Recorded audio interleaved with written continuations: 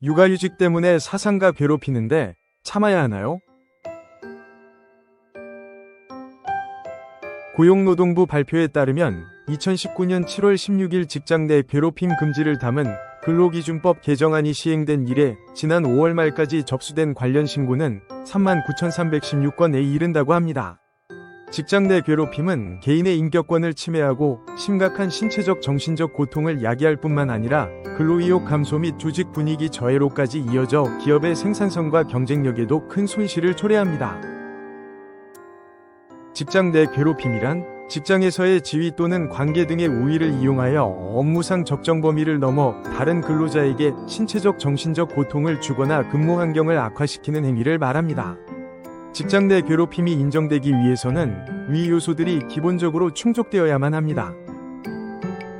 그 가운데 업무와 관련하여 정당한 이유 없이 휴가나 병가, 각종 복지 혜택을 쓰지 못하도록 압력을 행사하는 행위 등도 직장 내 괴롭힘 행위로 인정될 수 있습니다. 육아휴직의 사용은 근로자의 일과 가정의 양립을 지원하기 위하여 남녀고용평등법 제19조에 따라 보호되는 근로자의 당연한 권리이고, 사업주가 정당한 사유도 없이 근로자의 육아휴직 사용을 거부하는 경우 500만 원 이하의 벌금이 부과될 수 있는 바, 근로자는 자신의 육아휴직 신청을 거부, 반려하거나 육아휴직을 사용하지 못하도록 압박하는 상급자가 있다면 해당 사실관계를 입증할 수 있는 증거자료를 갖추어 직장 내 괴롭힘 신고를 할 수 있습니다. 한편 신고를 받은 사용자는 근로기준법상 주어진 의무에 따라 즉시 객관적 조사를 시행하여 사실관계를 파악하여야 합니다.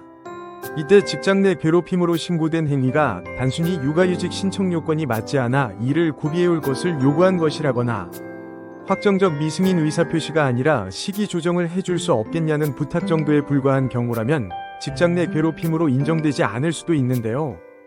그러나 폭언 등 사회통념상 그 정도가 상당한 경우에는 해당 행위자에 대한 징계 등의 적절한 조치를 취하여야 하는 바, 사용자가 자칫 해당 신고를 묵인하거나 제대로 된 조사를 실시하지 않을 경우에는 관련 법에 따라 벌금 및 과태료가 부과될 수 있다는 점 또한 유념하시길 바랍니다.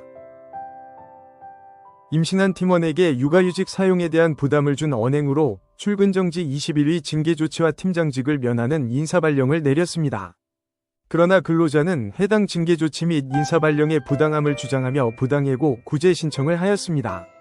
이에 인사발령은 정당하며 출근정지 처분은 징계사유가 존재하고 양정도 적정하며 절차에도 하자가 없어 정당하다고 판정한 사례가 있었습니다. 해당 사건은 근로자의 직장 내 괴롭힘 행위로 인해 징계처분과 인사발령이 동시에 발생한 바, 사용자의 징계처분 및 인사발령 각각의 정당성 여부가 쟁점이 되었습니다. 구체적인 판단 근거는 다음과 같습니다. 인사발령의 정당성 여부. 첫 번째, 취업규칙의 출근정지 이상의 징계조치를 받은 사원에 대해 무보직 대상으로 규정하고 있는 점. 두 번째, 사용자가 2024년 3월 29일 근로자의 비위행위가 직장 내 괴롭힘에 해당한다며 출근정지 1개월을 의결하고 같은 날 팀장에서 팀원으로 직책을 면하는 인사발령을 한 점. 세 번째, 직책수당 감소 등의 불이익이 존재하나 인사발령은 출근정지 처분에 따른 후속조치로 이루어졌고 직급 및 근무장소 등의 변경이 없는 점. 네 번째, 성실한 협의 절차를 거치지 않았으나 인사발령이 권리남용에 해당하여 무효가 된다고 보기 어려운 점 등을 종합하여 보면 인사발령은 업무상 필요성이 인정되고 생활상 불이익이 감내할 수 있는 정도이므로 정당함. 출근정지의 정당성 여부. 첫 번째, 근로자가 피해자를 상대로 한 부적절한 언행 등이 직장 내 괴롭힘 행위로 인정되는 점. 두 번째, 비위행위가 일회성이 아니면 임신한 피해자에게 법적 권리인 육아휴직 사용에 대한 부담감을 주었으므로 고의성이 인정되고 비위의 도가 중하다고 판단되는 점. 세 번째, 원심 출근정지 1개월에서 재심, 면 팀장, 대상자 수용도 등을 고려하여 재심에서 출근정지 20일로 처분한 점. 네 번째, 근로자에게 소명기회를 부여하는 등 징계 절차에도 하자가 없는 점 등을 종합하여 보면 출근정지 처분은 정당함.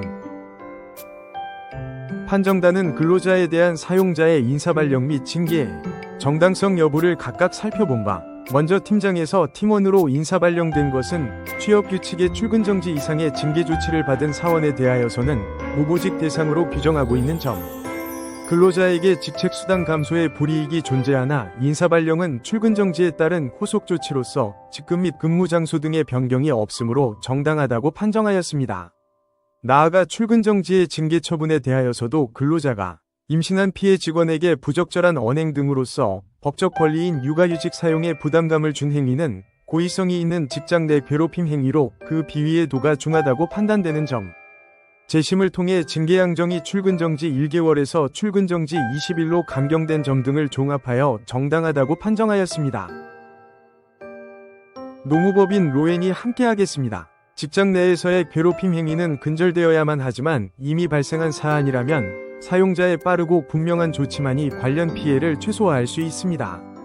직장 내 괴롭힘, 육아휴직 등 전문가의 정확한 진단과 도움이 필요하시다면 노무법인 로엔과 함께 하시길 적극 권해드립니다.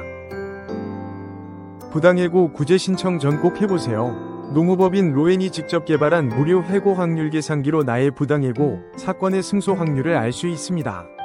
자세한 방법은 해고 확률 계산기 사이트 파시브러에서 확인하시기 바랍니다.